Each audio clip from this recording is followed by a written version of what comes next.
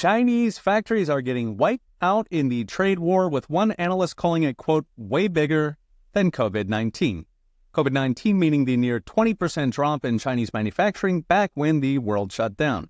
Last week I mentioned the extraordinary measures China is using to cover up the devastation from Trump's tariffs.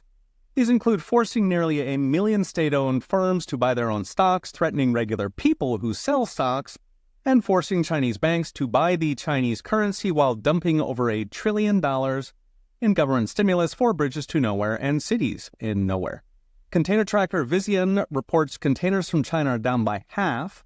Factories are furloughing half their employees or even stopping production altogether. Thousands of small Chinese manufacturers are already on the verge of bankruptcy, according to CNBC.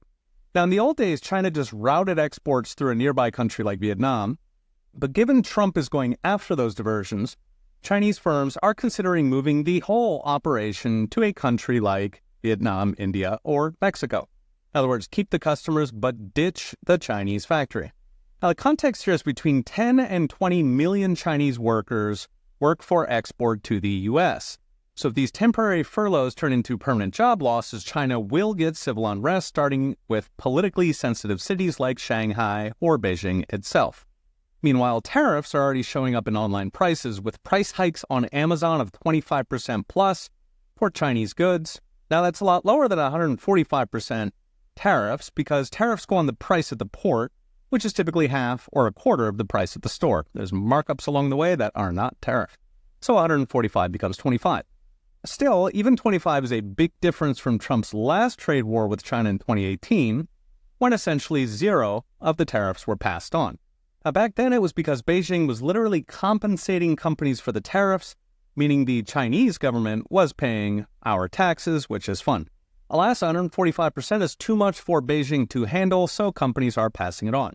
The biggest change has been in websites like Shine or Temu, which sell dirt cheap t-shirts and hair ties from over 3,000 suppliers in China that are being tariffed for the very first time. Background here is something like 50 to 100 billion in small dollar Chinese imports that have been completely tariff-free for decades under something called the de minimis exemption, which says small international shipments get zero scrutiny. It's like mailing a letter. Now, in the case of China, that goes up to $800 that is completely exempt.